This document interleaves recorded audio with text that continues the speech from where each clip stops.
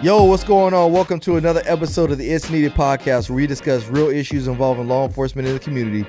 It's your boy Ryan Tillman, founder of Breaking Bears United, and I'm joined today by the light-skinned wonder himself, Mr. Oh No, it's the Popo. What's going on, You bro? sound like a real-life sports announcer. And I'm joined today by the light-skinned wonder himself. Oh no, it's the Popo.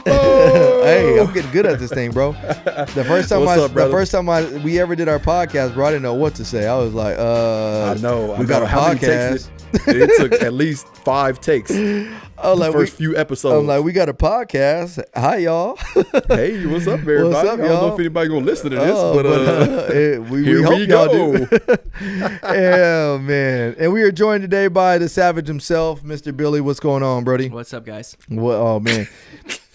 Some things never change. Some things never change. Billy, we need like a special intro from you, bro. We need like a special intro from Billy. We do. We need like a over the top intro, like fireworks, And a you can light do it show, too. You're the one that edits it, bro. You could have the best intro out of all of us if you wanted to. sound effects, we need all of it. So as we're setting up for the podcast today, bro, like I got to see, Billy's angry side come out again.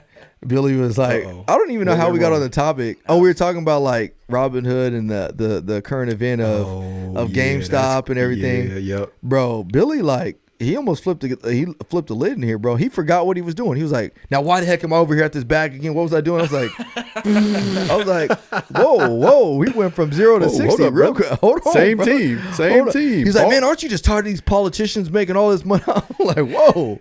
That escalated quickly. I just wanted to make the point that, like, there's something wrong with our political system when everyone in charge is flying around on jets. Their nieces and nephews are flying around on private jets. There's nothing wrong with wealth. Try to get wealthy, take care of your family, leave legacy. But all our leaders leave office multi-millionaires. There's, and we're okay with it. We're thanking them for it, actually. Bro, you should see Billy's face, bro. Billy is real hot right now. He's like mad. Billy said, "Don't push me, cause I'm close to the edge." It's all right, Billy. It's just something weird, man. It's weird. No, you're right. No, it though. is. No, if we're being serious though, like we do have to bring that up from the simple standpoint of, like, there's a lot of stuff that just is happening right now, and we are just becoming okay with it. Man, For many reasons. Some, like, for me, partly the reason, like, I don't want to say I'm okay with it, but I'm just over a lot of it. So, like, it's almost one of those, like, you've taken all the fight out of me, where it's just like, all right, man, whatever. Like, let's just keep moving because I want to get past this, which isn't the best mentality either. And then you got those that are actually being manipulated into thinking like, oh, like, no, we got to do this. Like, we got to be okay with this.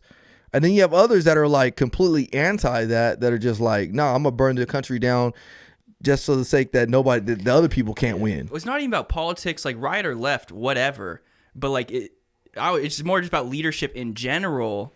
Just doing whatever they want, I guess. Yeah. I think, like many things, the system was set up with good intentions. Yeah.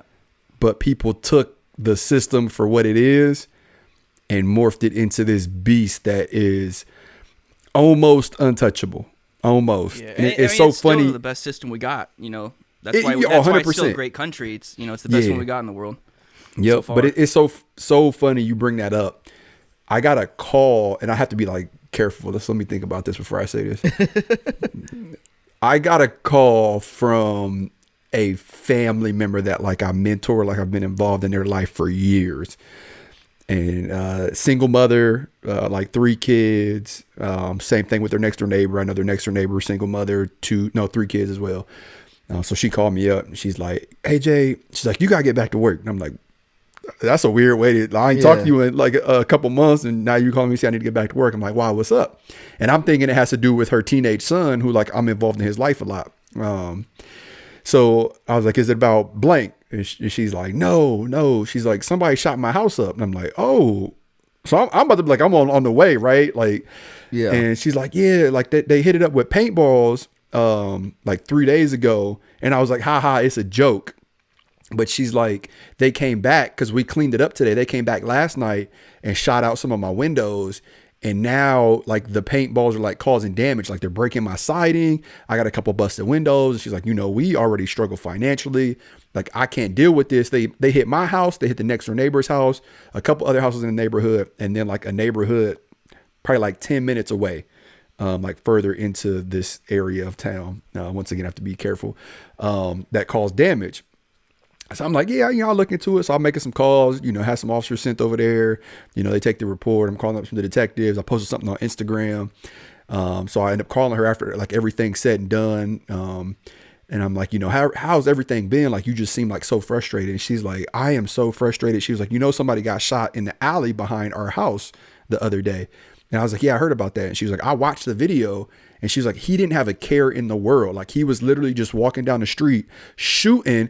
And then when he finally shot that person, he got in a car and peeled off and then hit another car that was parked beside my car. It is this whole mess. And she's like, where are all the cops? Like, we need more cops in this area. And it really made me think, like, there's power in politics. Absolutely. Like, there is more power in politics than what we like to admit, or maybe we like the power for some reason and we don't really know how the power is being used. But it really just got my wheels turning, because here we are living in a society that tells us, and when I say us, I mean me and this single mother, who's a female black, not that it should matter, but for the story's sake, we live in a society that tells us that we should hate each other, right? Like, she should hate me because I'm a police officer, and I should hate her because she's a female black. But it's the complete opposite. Like, we look at each other like family, but yet everybody else is telling you, yep. Constantly being told the opposite, like, you guys should hate each other. You guys do hate each other. And it's the complete opposite. And what happens is while we're so busy bickering, right, back and forth and falling for the trap, bills are being passed and laws are being created and money's being made at the expense of what? Us. Because we're the ones who are dying at an all-time high rate, right? Like, police officer deaths, all-time high. Yeah, absolutely. Community members rate, all-time high. Bro, what's funny? So while they're passing bills, we're passing away. What's funny is I literally just had this conversation yesterday at the park with some friends of mine. So I took the kids to the park yesterday, and I ran into some friends I hadn't seen in a long time, and they just moved to our area. So I was like, oh man, that's a small world. Like, they're like, yeah, we live like right here. I'm like, oh, okay, cool. So we got to talking, and they moved from the LA area, and they were like, man, Ryan, like, I was like, so how is it moving from LA? And they were like, because they lived in a nicer part of LA, but they were like, man, Ryan, like, LA is just going downhill. And it's funny because we talked about the same exact thing of this whole politics thing, is like, they were like, because of the politics, like, the reduction in crime is ridiculous. And because there's a reduction in crime, and they gave me an example. They were like, literally, like, there was increase in crime. Yeah. Sorry about that. They were like, literally a crime happened, and they were like, this person did like something very dangerous, but they were able to get out because of the no bail, or the zero bails and all the other stuff, the $0 bails. And so they got out, and then 3 days later they went out and committed another crime and actually hurt somebody. And they were like, and this is just like a revolving door. And I'm like, yeah, it's so true. And all the people that are screaming, hey, we need to get rid of some of the crime. We need to, or all the people screaming like, hey, we need to get rid of the punishments for crimes. We need to, get people out of prison. We need to get people out of jails. We need to, do $0 bails. And all those people saying that are the ones that haven't been affected yet. And it's funny because as soon as they're affected, the first thing they do is they go back to 911 and they expect us to do and deliver the services that they were opposed to in the first place. Who was the mayor? The mayor that just recently hit the news. The mayor who told officers to not use chemical agents and then pepper sprayed somebody over like a mask. Oh yeah, I saw that. I don't. Was it the mayor pepper sprayed someone? Yeah. So yeah, like got into it with somebody over a mask, and he got scared and pepper sprayed somebody, and it's just like so contradictive because he told his officers like, well, don't mace people.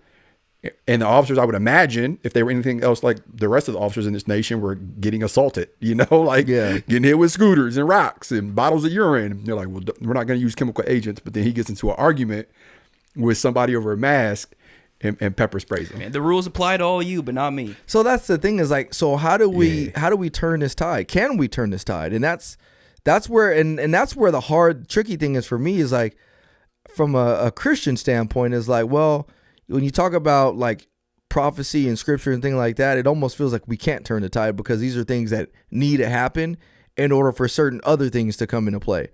But at the same time, as a human, I'm like, but does that mean I give up hope? Does that mean I stop fighting the good fight? Does that mean I stop trying to hope for a better world for my children? And that's the scary thing is like, where do we all stand with this?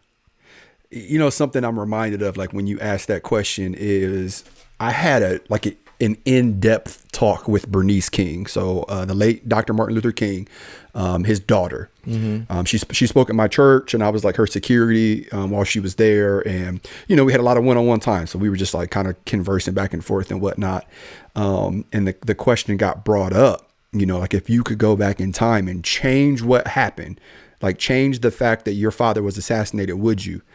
And she didn't skip a beat. And she was just like, you know, I would not. And I was so caught off guard, like, wow. Like, and she talks about like, I was a daddy's girl, like growing up, like my father was my everything. And she's like, I wouldn't. And she was like, because it took him to die in order for us to get where we're at. So when you ask that question, I think of that because I almost believe we're going through this time right now to realize how important these elections are and how important it is to get the right people in the right positions.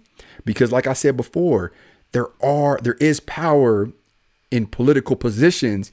I just don't think we knew to the extent that power went until recently. I mean, we talked about the last podcast, right? Like I was under the assumption if the president says something, for the most part, it was like, oh, okay, you know, it's going to happen. But now we're like, oh, we got governors and the governors got juice. And they're like, nope, every state is like its own. And, you know, now we have mayors and city councils and all these different leaders are people in positions of power who are really flexing like, nope, this is what I could do. I could reverse what that person said. And it's just like, now we see. So hopefully what we do with that information is utilize it in the near future. Yeah, utilize it to turn that to turn the tide and start. And I said that when all this stuff first started breaking out with George Floyd and things like that, one of the first things I said is, you know, unfortunately, the pendulum is going to have to swing very, very drastically in order for people to realize before the pendulum will come back the other way. And I think we're seeing that now. People are getting hurt. People are being victimized at all-time highs. There's so much lawlessness that just is ridiculous. So, you know, it is interesting. And Billy, I'm glad you brought that topic up because that it's an interesting place that we're living in society today. So it is. But it's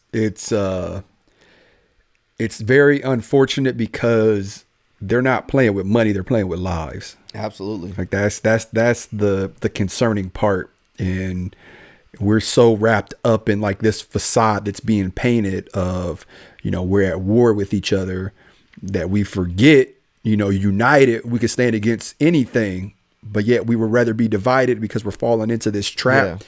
And like I said, you know, while we're going back and forth, all this stuff is happening behind the scenes. Money is being made, moves are being made, positions are being secured, and, you know, all of this. And, you know, I hate to be negative starting off, but it's real, man. I mean, the quality of life is being affected by so many people out there that I think we need to kind of wake up and realize that we collectively need to do something about it.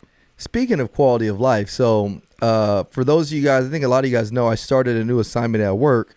And the assignment I work at that I'm doing is actually called the Quality of Life Team. And so our position, my position specifically, is to go out there and address anything quality of life issues. Mostly right now, a lot of homelessness. That's a big quality of life issue in the city of Chino. And so I have a funny story. So yesterday, one of the things that we do as a Quality of Life team is we go out there and with the homeless people, we work in collaboration with the Social Work Action Group. They're called SWAG.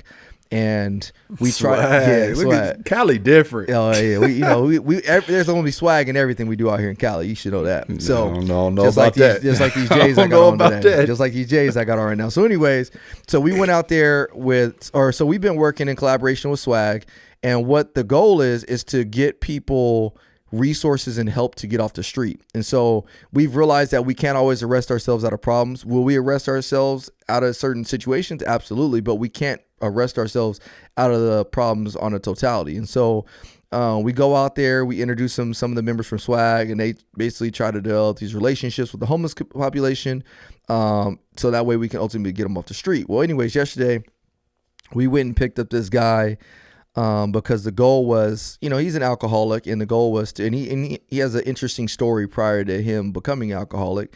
So we were going to take him to this place to essentially go, get prepared to enter into a detoxification facility.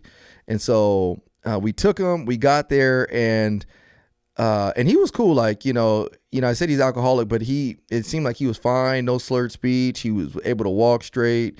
We were having good conversation and everything. So we get there and they ask him like, hey, why are you here? Talking to him. He's like, oh, I just got to try to sober up a little bit and so I can get off the street. And so I think they took that literally. So they were like, hey, well, we got to give him a breathalyzer test. So the people that worked there, they looked like they were kind of like mad at me and my partner because it almost seemed like, I think they thought we were just dropping off the town drunk and about to bounce, like just trying to pawn off our problem. Yep. And so they kind of gave us like this stank attitude at first. I'm like, bro, like she was like, we're going to need your names. I'm like, man, chill out. So anyways, we came back out. Yeah, first of all, I'm going to need to pump your brakes. So anyways, he came back out. We told him like, we're part of our quality of life team. We've been working with this guy. We want to get him help. He's agreed to it. And so they were like, all right, cool. So they actually changed his tune. So they were like, hey, we got to do a breathalyzer just to make sure he's not drunk before he comes in. And I was like, no, like, we're good. Like, my training experience, the dude is fine. We've been talking. He ain't stumbling. He ain't smelling like alcohol or nothing like that.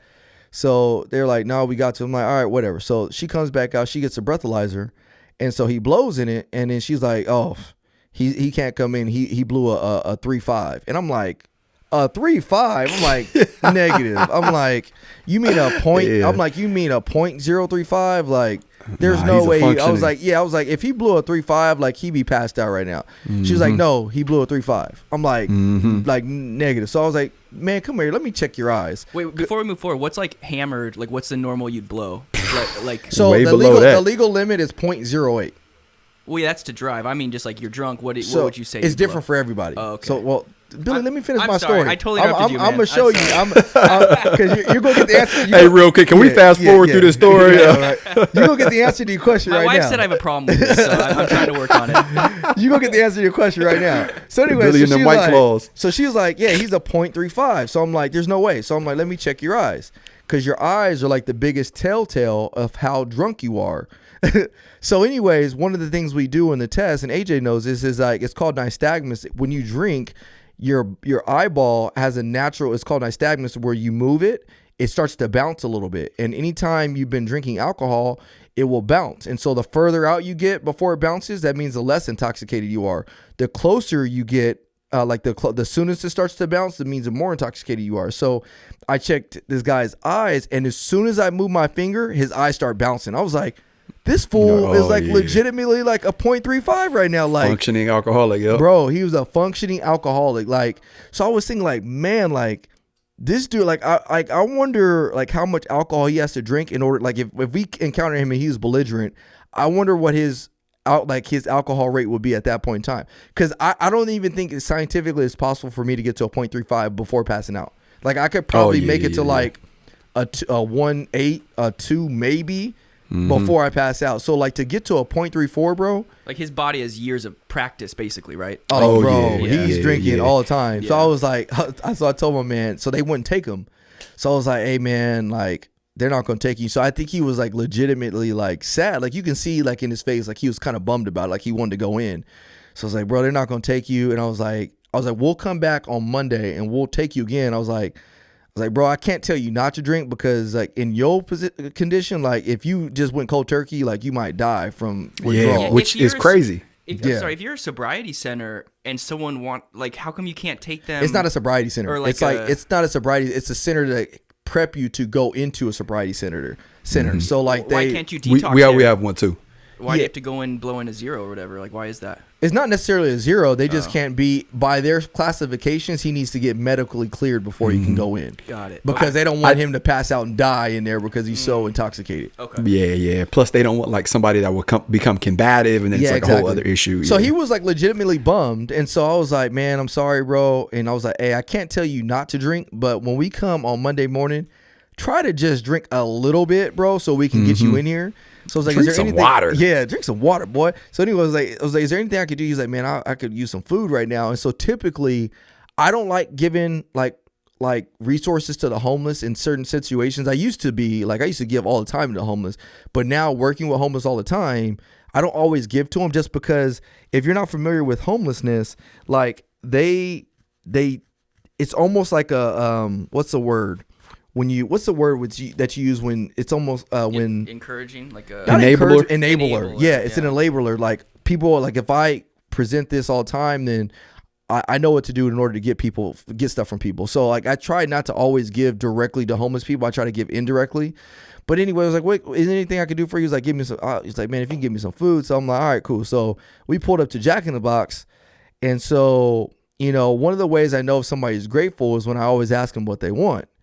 The ones that are ungrateful, I ask them what they want. They're like, oh, I want this, I want that, I want this. Give me a number 5, large. Yeah, large. And so he was like, man, I just want like one thing maybe. And I was like just like a cheeseburger, maybe one taco, something like that.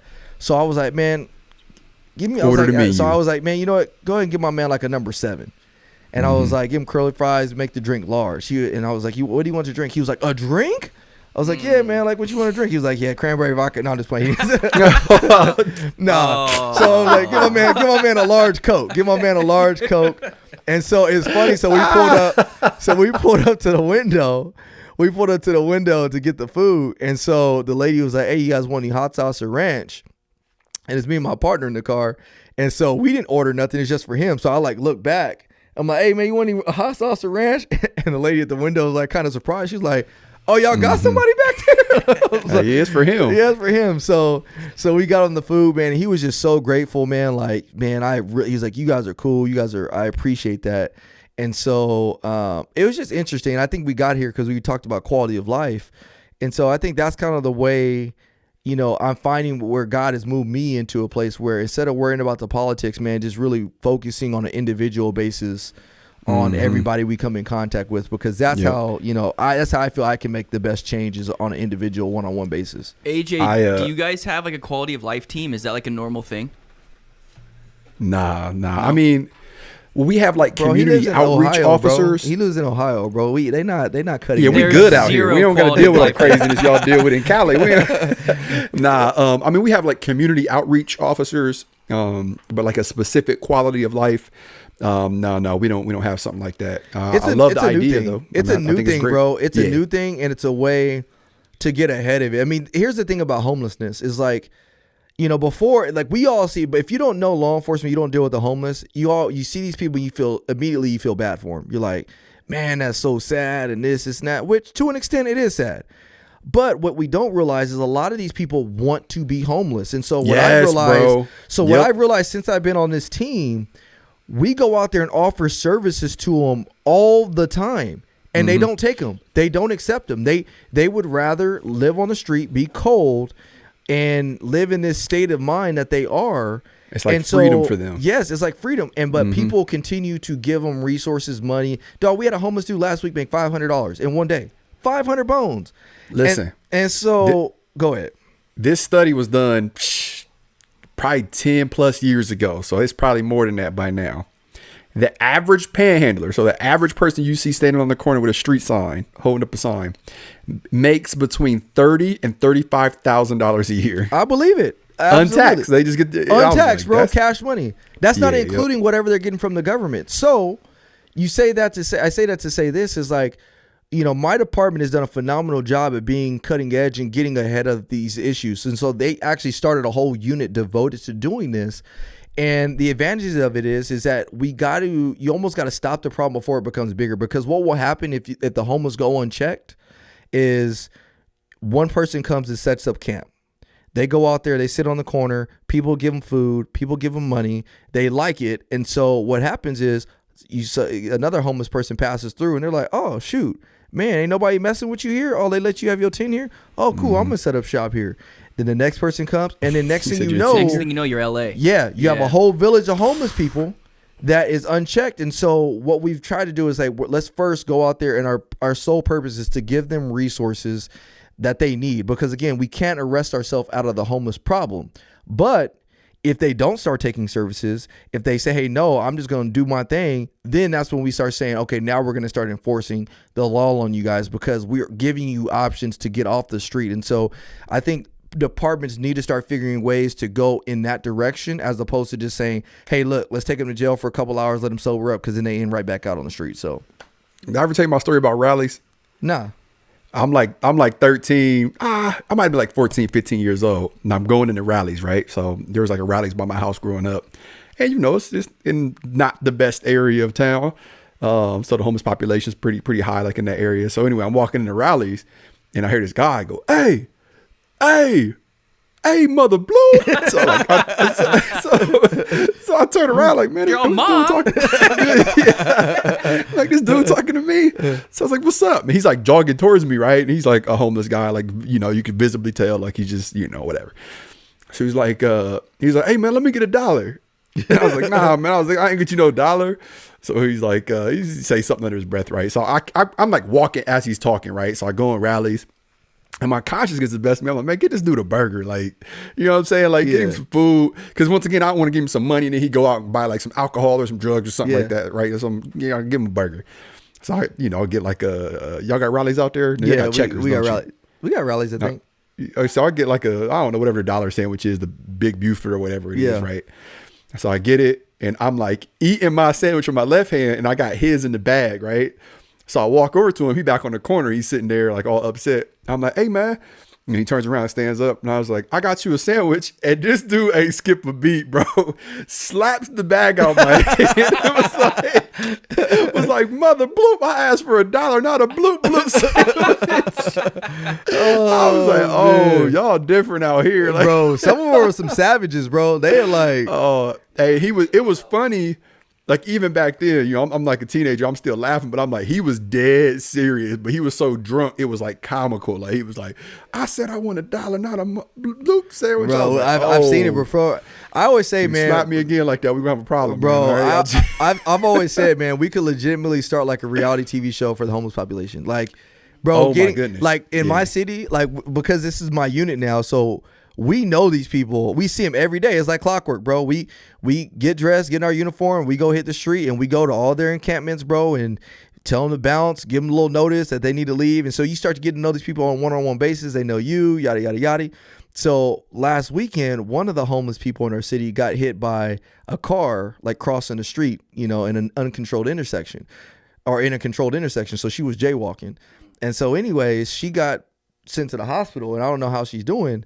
But one of the other homeless people in our city, she's like, yeah, like, you know, that girl that got hit by the homeless person or by the car, got hit by the car. We were like, yeah, she was like, yeah, that's my husband's girlfriend. And, you know, I'm like, wait, huh? Like you said, TV show. Bro, she's like, yeah, that's my husband's girlfriend. And she's dying in the hospital right now. And you guys are out here messing with us and we're sad and this. And I'm like, so like, y'all cool? Like, so let me get this straight. So y'all cool with each other then? She's like, yeah, that's my daughter's stepmom. And I'm like, oh, Lord Jesus. I'm like, this is like some reality TV show stuff right here. Bro, we not to keep going with this, but we have one that's so famous the dispatchers know him by name. Like they'll get on the air and be like, hey, Bloop, I ain't gonna say his name, but Bloop is at the intersection of such and such again. And his catchprise, and once again, he's always drunk. Got a catchphrase. He's always drunk and, you know, he smokes crack. So he's like, oh, he's always high. His catchphrase is suck my bleep, bleep, bleep. But he'll do it like while grabbing himself, and he'll bang on cruiser doors when they're driving by and just screaming like, hey, boop, boop, boop. And it's just he'll like, in the winter, he'll poop on himself and like rub it all over himself and then like chase people. It's his whole thing. I can't even, I hate to continue on this topic, but this is interesting. I'm sure people that are listening to this, like this stuff that you're welcome because somebody has to deal with it. So you're welcome. The unflashy side. Yeah, this is the unflashy. Maybe that's the title of the crappy situation. Maybe that's what we should be called today. Bro, oh, this is another funny story. I got two funny stories. They're both crappy stories. So anyways, we had this lady. So she's a nice lady. She's homeless. So we went a couple weeks ago and we were out with her. My partners were out with her, not me. My partners are out with her, and so they run her, and she actually has like a no bail felony warrant. And so we're like, those are one of those, you got to take her to jail. So like they had found her like while she was like using the bathroom or trying to use the bathroom, like not number one, but number two. And so she's like, I got to use the bathroom. And my partners were like, well, I don't know what to tell you. She was like, well, I got to go. And so he's like, well, like, I don't know what to tell you. So she literally like goes to the bathroom, like as she's standing up, like in the front, like in front of him. What? And like literally like outside, like of her pants drops like a Hershey's Kiss. Yep. So then they got to sit in your car for an hour. Like, yeah, that's bro. the worst part. So then the funniest part is like, she's like, oh, I gotta go again.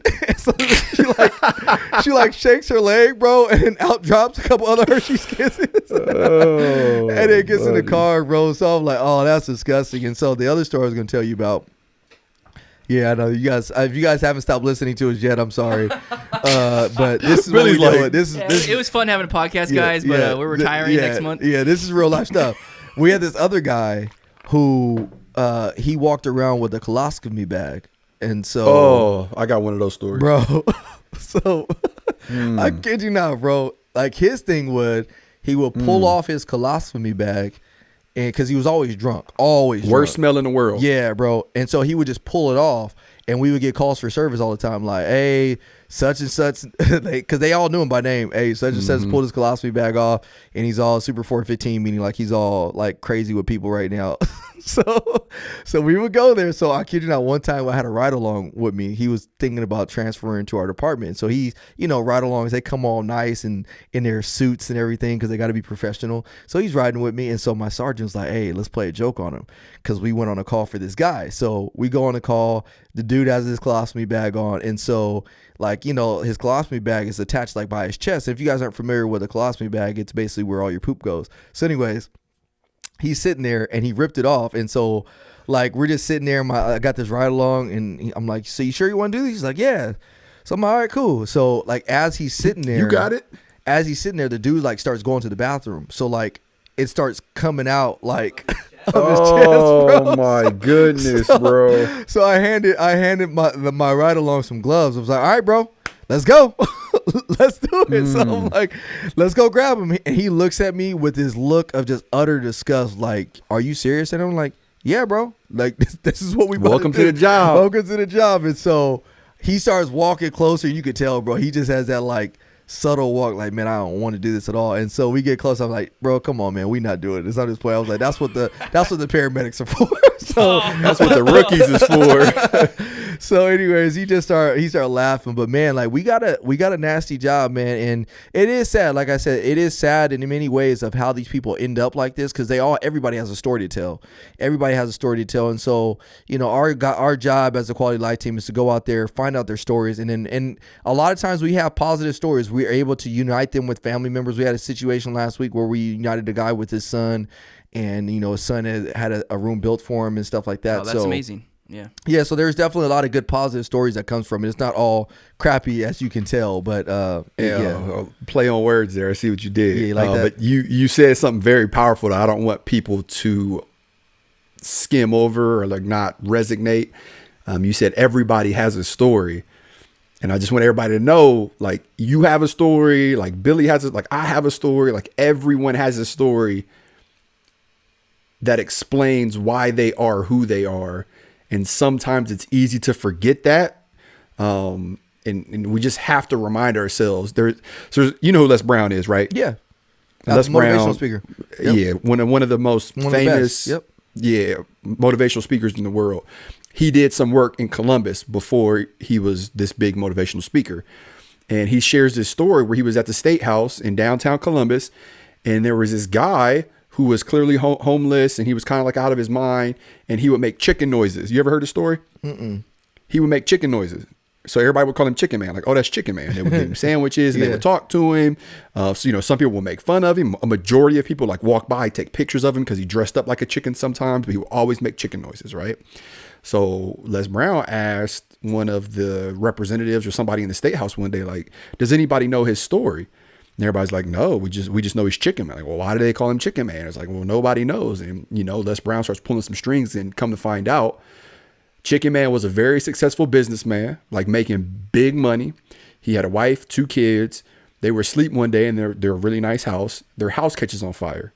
So it goes up in flames. The house is engulfed in flames. They're still in there. Chicken Man wakes up, panics, jumps out the window, realizes what he did, goes to run back in his house, but it's too late. Like the house is just up in flames. His kids die. His wife dies. So the medics start showing up, firefighters start showing up, the police, and then the wife's family. So the wife's brother shows up and starts beating the crap out of Chicken Man. And while he's doing it, he's like, you're a chicken. You didn't save my wife. And ever since then, he's been scarred. And it's like what you said is important, because we do encounter like a lot of very unique people, and it'd be easy for us to, laugh at them or judge them. But you have to understand, like, everybody has a story. Yeah, everybody has a story. And I want to hang there just for a second, because I want to really talk about the significance of that. My wife and I have had many discussions sometimes, because sometimes you'll see people react or respond in a way that's not either normal or in a way that's very abrasive. For example, I saw yesterday when I was at the park again, this guy, he seemed like a nice guy, but then I don't know if it was his little brother or his son, I don't know, but he basically started yelling at his child for like no reason. And so it wasn't nothing to where like I had to intervene or something like that, but it was just one of those where I was a little bit more comfortable with it, just because I've been around people like that are just very coarse with their children and very hard. But my wife, that's not how she was raised.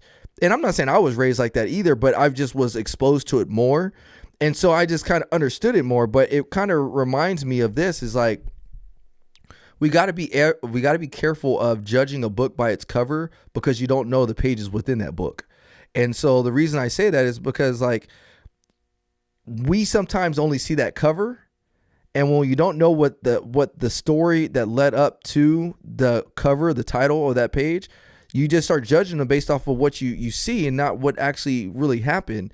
And if we have to be very, very careful with anybody we come across of judging them immediately once you see them, even if it's like negatively, even if they're like cussing you out. Now, don't get me wrong, it's hard sometimes.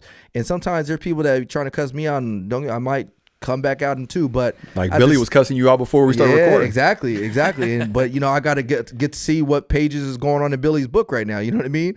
But the reality is like everybody has that story to tell, and we got to be careful of always rendering some type of judgment to people before we render that final thought, because who knows why people end up in the situations they do. And I think that's why God has put me in this situation, in this position within my organization, is because he's trying to do a work in me with some of these people on the streets. And so it is very cool when we actually get to reunify them with other people that they know, or peel those layers back and try to get to some of the hurt.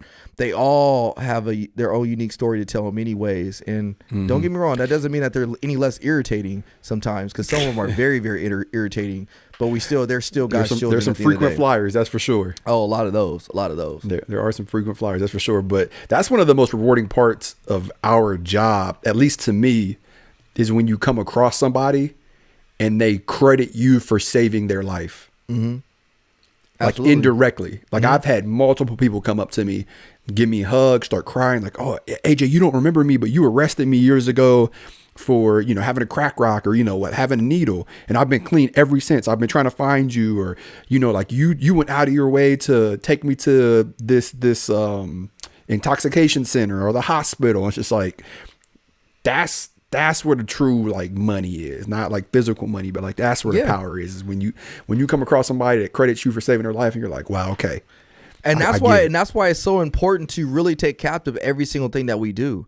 Because think about it, that moment that, we're all entitled to have those moments where like we have a nervous breakdown or whatever, like, but think about like, if you were to just prevent yourself, or like, instead of thinking about your own self in that situation, like what could you be doing for somebody else that, you could be missing opportunity that they needed in order to get the help that they needed. You know what I mean? Like there's been times, same like you, AJ, where I've helped somebody, like for example, the guy this weekend where I just gave him Jack in the Box. That could be the one thing that changes the course for this guy's life. And if I would have been like, man, no, I'm not giving you food, because every other homeless person I've given food, they went out there and trashed it. Like if I would have had that mindset, then it may not have changed that guy's, course of direction in his life. And so we can't miss or pass on opportunities like that, because you never know. Every single day that we wake up, we have the opportunity to go change the course of somebody else's direction of their life. Yeah, I was being interviewed by somebody after an event actually here in Columbus, put on by Humanizing the Badge, and they asked like this question. It just came off like so weird to me, and the question was like, well, why do you do this? Because they're like, you put this together, blah blah blah. Why are you out here, blah blah blah? It's just like, why do you do this?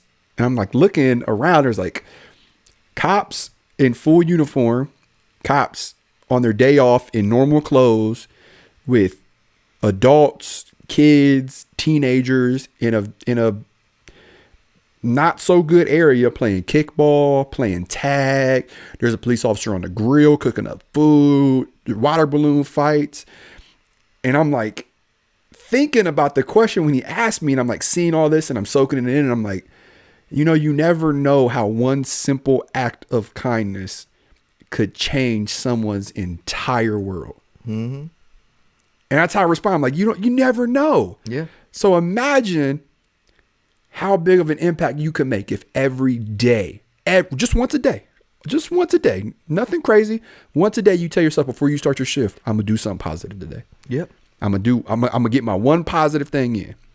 By the time you retire, you know how many days that is and how many lives you affected in major ways. Something so simple as far as it could be something you pull up on a kid playing basketball by themselves and shoot some hoops with them. And that kid could have been on the brink of suicide. Yep, exactly. And you saved that kid's life. And then you saved the parents, the devastation of losing a child. It's just like this huge domino effect. And when you start focusing on acts like that, and you set a goal, like you set a daily goal, like, I'm going to do one good thing a day, then you lose sight of all of this negativity and all of this misdirection that's being pumped down our throats today. Yep. So I have two things. I have something for the new officer and something for the officer that's on the tail end of their career. The new officer, if you're in the academy, or if you are trying to get in the academy, or you're out of the academy, you're just starting off as a brand new solo officer, I want you to remember these little acts of kindness that AJ's talking about, because those little acts of kindness are going to be what really defines your career. The things, making a SWAT team, becoming a detective, going out there and getting a big bust. Yeah, those things are cool, but those aren't what's going to define your career. What's going to define your career are the one and the people that you have encounters with that you really saved their life. The things that you least expected, the Jack in the Box that you purchased for the person, or, shooting the basketball with the little kid. Those are the things that's really going to define your career. And then for the person that's on the tail end of the career, you've gone a whole career doing law enforcement, seeing the changes that come from law enforcement, seeing the nuances of the fluidity of the different laws and penal codes and different things like that. Those are the things that are just a part of the job. What is the legacy that you want to focus on these last few months, years, or whatever it is that you have left in this job for those that come after you? Go back to the same thing we're talking about, is these little small acts of kindness, whether it's to the new officers that are coming in. Do you need to instill little acts of kindness for them, motivation for them, or is it the people in the community? But what is the legacy that you want to leave behind now that you're on the tail end of your career? Because you look back and you've done so many things, you've probably done it all, but I want you to start focusing on the legacy now that you have to pass on to the next generation to come, because we don't want you to be forgotten once you walk out of those police officer doors. We want your legacy to continue on. And so I think that's I'm kind of glad of the conversation we've had today about this quality of life topic. It's kind of funny how this podcast just morphed into quality of life. And, quality of life is important for everybody, not just us, not just, Ryan, Billy, or AJ, but every single one of us. But it's also that much more important of the quality of life we give to others. And it's probably more important than our own individual quality of life, because when you give to others, you'll definitely get it in return, and probably tenfold. I think I talked about this briefly on another episode of the podcast, but there's research that shows if you ask a handful of young adults something that they regret, a majority of the times, 9 times out of 10, it's something, I regret majoring in this. I regret dating this girl or dating this boy. But if you ask that same question to a handful of senior citizens, in a retirement home or whatnot, they regret not doing something. So we're giving you this information and it's up to you to do it. Like, do you really want to reach the end of your career and look back and have all these regrets? I wish I would have done this. I wish I would have, fed that kid or play basketball with this family or, help this family with groceries or whatnot. Like, now is the time. Now is the time. It's easy for us to get lost in the mix. And don't get me wrong, there's a lot going on right now that we should be paying attention to. But a majority of it is mix that's going to get you redirected and off of the path in which you need to be. Focus on that. Like, focus on improving yourself and improving others. Yep. You could either be the wind in somebody's sailboat or you could be the anchor holding them back. Yep. By the time you get to retirement, you're going to have to live with that. And I would hate for you to get to retirement and be this negative person, because it wears on you too, right? Like, if you're this anchor constantly, by the time you hit retirement, you're going to be this old grumpy officer that people don't want to be around. New officers don't even want to be around you. But if you're constantly that wind in other people's sailboats, then people want to be around you. They want to be propelled in the right direction. So by the time that you get to, your retirement, you need to look back and go, man, I'm glad I did what I did every single day. Yep. And it could be that simple. Just one act of kindness, one simple act of kindness a day. Ask yourself, would you rather regret the shot that you missed or the shot that you never took? That's it. I read somebody posted something on Instagram, and man, I wish I knew who posted it. But I was like, man, I like that. And I never heard it before, but it is very simple. And it said, be the officer that you would want responding to your call. Yeah. I was like, ooh, well, I like that. Absolutely. I've said that before. That's very simple. Absolutely. Yep. What type of officer would you want coming to your house? And you better be that officer that you would want to respond to your house when you call 911. What type of officer would Billy be? Billy, I think, would be a little heavy-handed. I think he would too, bro. I think Billy would be out there mad. clubbing I people. think Billy he'd be getting mad too easy. He'd be getting frustrated. Yeah. Billy would make it off probation. Billy would make it off man. probation. He'd been done. Speaking of rip that, somebody's head off. we about to rip each other's head off with this one has to go. Where are we at with time? 48. Oh, cool. Let's get into it because this might take some discussion and some thought. So first, before we get to one has to go, always appreciate you guys. Me, AJ, and Billy, we actually did a devotion today before we got on the podcast, and it was just a really good reminder as to why we do this podcast. We do this every single day, week in, week out, and we do it for you guys. What started as being for us, we realize truly it's not for us, it's for you guys, and it's really to just show God's grace and mercy through us. And so what I want to do real quick, I want to do a quick prayer just for our podcast listeners.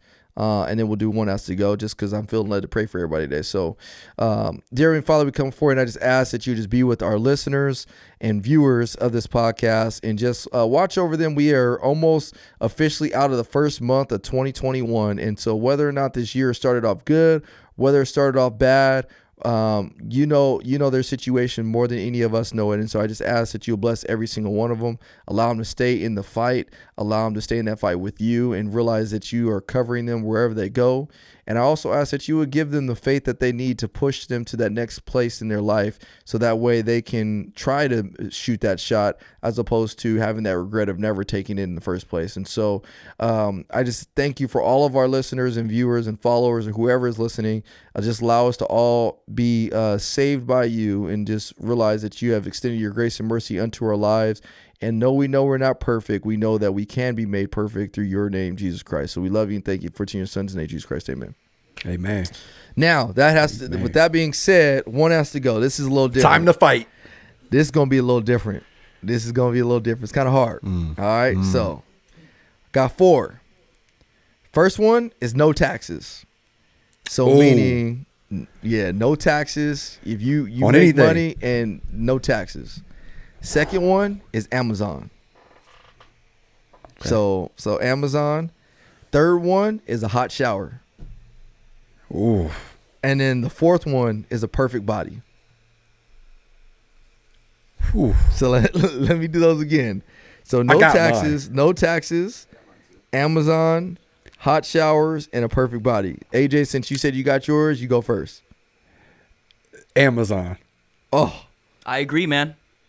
My man Billy coming through agree. with and I have a story why. So I'll get there, but let me hear you, Ryan. What you got?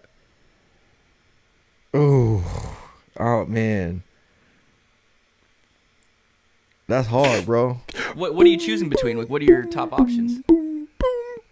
You better not want to give taxes, man. Nah. AJ, Don't get Billy started. Billy ought to fight me. You know, I'm going to have to go with Amazon in this one. Yeah, Amazon. Because listen, all right, let me just share this real quick story on why I said Amazon. I don't have an Amazon account. Okay, I don't. I don't even have the app on my phone. Let me tell you why.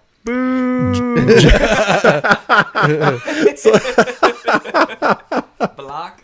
You know what? So you're right. I say Amazon wholeheartedly, and I'm going to tell you my story right after. Go ahead. So Jones, my partner at work, he is like a shopaholic. Like Amazon packages every day. Like he be on his phone shopping. I'm like, bro, like stop. Like I know how much you make, bro. Like you can't be just buying stuff like this, right? He's like, you need an Amazon account. Everybody got Amazon. I could order something to be here today, blah, blah, blah, right? So I'm working special duty at a bank, and I had just bought my truck, right? I bought this brand new truck.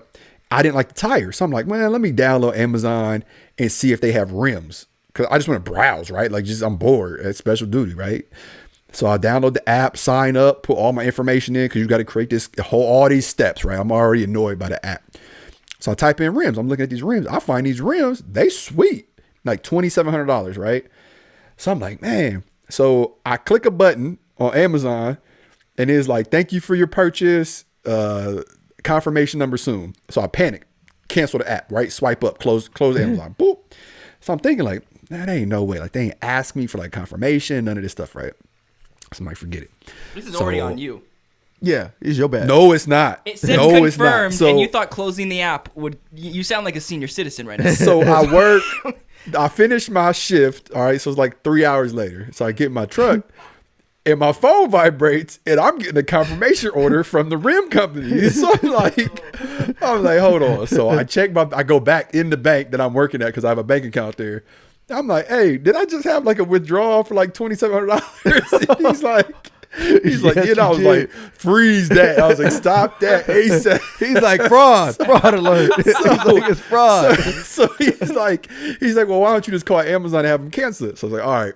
So I call Amazon, jump through all these hoops, call Amazon on the phone forever. And I'm like, hey, this is what happened. I don't know what happened, to be honest with you, but I don't want the rent. And they're like, well, we can't cancel it. And I'm like, what you mean you can't cancel it? They're like, well, it's not coming from our warehouse. It's coming from this rim factory. Yeah. So I was like, well, transfer me to them. So transfer me. That's a whole other process of getting on the phone with somebody. And I'm like, look, this is what happened. I don't want them. Cancel it. It's the same day. Like it's been a few hours. And they're like, well, we can't. And I was like, well, I'm at the bank now. I'm about to freeze this transaction. So either you send me free rims or you cancel it and we even. And then he was like, okay, we'll cancel it. So long story short, there's a feature I didn't know. I don't know if it's still on there or not. Buy now. You click it, takes it out immediately. So ever since then, I was like, Amazon's the devil. Nah, I don't want it. You know what? This is why, because I kind of agree with you a little bit. This is why, Amazon has to go. It's foolproof now that Amazon has to go. Last week, I'm at, I can't remember. We were at my in-laws, I think. And we're just chilling. And Grayson's on this kick right now. Like, he wants a dirt bike. Like, he's like, I really want a dirt bike, right? I love where this is going. Oh, yeah, you already know where this is We're going. going to see a photo next month of a dirt bike. Bro, hold on. So he's like on this kick. I really want a dirt bike. Like that's all he does, watch these dirt bike videos. So I'm like, no, we're not getting a dirt bike. So anyways, we're all just chilling. Yes, bro. The Tillman family's getting a dirt bike. It's gonna have a BBU on the side. So look, check this out. So a couple hours later, Grayson comes to me and he's like, "Hey, Pops." Not the low tone of voice. Yeah, he's like, "Hey, Pops, Gavin bought something from Amazon." I'm like, "What do you mean he bought something from Amazon?" I'm like, "No, there's no way." Like, no, he did. So he goes and gets my wife's phone because it's on my wife's phone. Sure enough, these fools bought a $300 dirt bike like a kid's dirt bike, bro. And I'm like, and it already, so like me and Kimberly like trying to figure out like how to get rid of this thing. See? And like it had already, it shipped literally, bro, like 15, 20 minutes it's later. on the way. Somebody riding it to your house right Bro. now. Bruh. So I was like, so then I'm like mad at Gavin. Yeah, it's not good. And then I'm like, wait, hold on. Did you put him up to this? Because Right. I'm like, you're the Right. one that wanted the dirt bike. So how did he know Right. to even buy? Bruh. So for Amazon making it so easy that a 4-year-old can purchase the $300 dirt bike, which we still ain't got our $300 back yet. So when Amazon does the dirt gotta bike go. arrive? Well, okay, I agree. Amazon's got to go, but I think obviously one of the reasons it's so popular is because all I have to do is swipe and I bought it. You know, I love that because nothing annoys me more than like taking my credit card Yeah, out. What's okay. the CVC Yeah. number or whatever? You know, Yeah, like wait all till that. your son. Wait till your son. CVC number. Yeah, wait till your son starts getting a little older, bro, and he starts Well, swiping right. I'll put that bad on you for him being unmonitored on a phone. Oh, with you! Amazon. Oh, 5 Billy with the words. heat. Hey, you know what? Ding, Billy ding, with the ding, heat. ding, ding, ding. Hey, look, Billy done with us. Billy like, I'm He gonna is, quit bro. saying I'm gonna be a bad cop. Y'all gonna quit He is, Hey, we all bro. agreed though. Amazon's gone. So. Now I will say this though, and this is gonna reflect poorly on me. It is what it is, whatever. So yesterday we had to run some errands. So me, the wife, and little man, we were out running errands, and it's cold. It's like a snowstorm's about to start, right? So the last place we had to stop was the grocery store because I wanted to make some egg rolls from like scratch and some fried rice. I don't know why. I just had this kick. I was like, I want to make some egg rolls, some Chinese food, right?